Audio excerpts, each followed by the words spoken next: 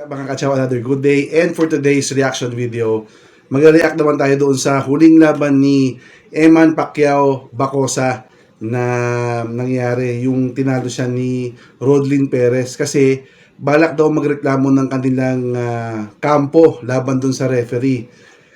Sa kadahilanan na wala man lang tinawag na warning or point deduction nung sinuntok-suntok siya ni Perez sa kanyang ulo, sa likod ng kanyang ulo habang tumba na sa canvas. So, panoorin natin yung mga highlights later and i-discuss natin kung tama ba yung kanilang paghahain ng reklamo. Samahan niyo ako. Let's go. Come on, let's get started here on Iron Poets.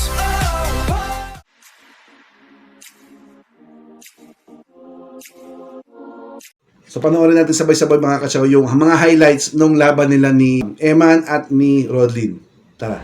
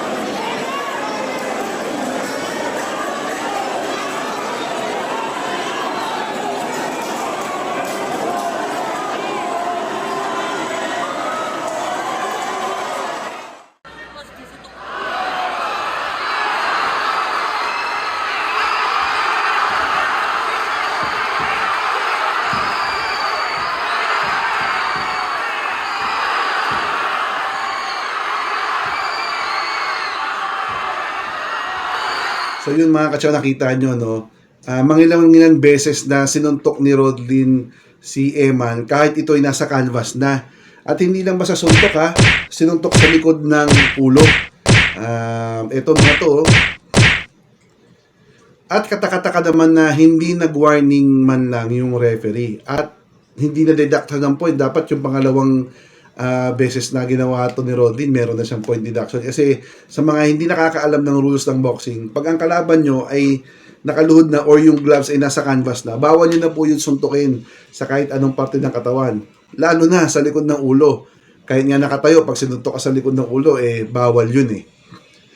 Ayan. Katakataka naman na madaming nag-react na parang natatawa pa kay Eman o parang, alam mo yun, mga Pilipino crab mentality, hinihila si Eman pababa.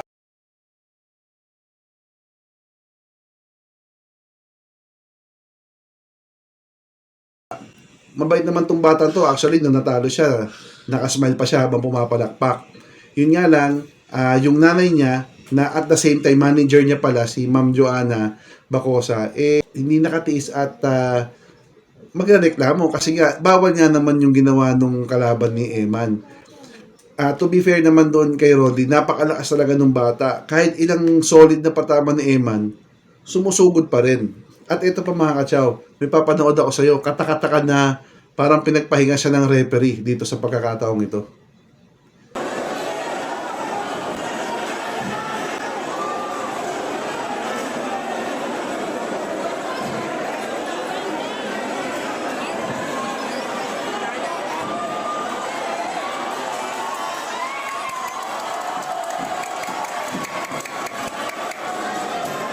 Ayan o. Bale, humihingi yung kalaban ni Emma ng low blow dito eh.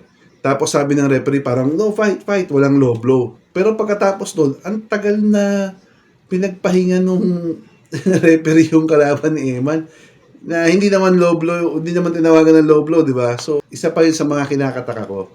Anyway, mga kachaw, pagbigyan natin tong anak ni Pacquiao na gumaling at lumakas sa ring. Huwag natin hilain pababa. Grabe naman kayo, parang hindi naman kayo mga Pilipino. Oo, si Pacquiao ay Pacquiao. Wala na talagang makakatapat dyan.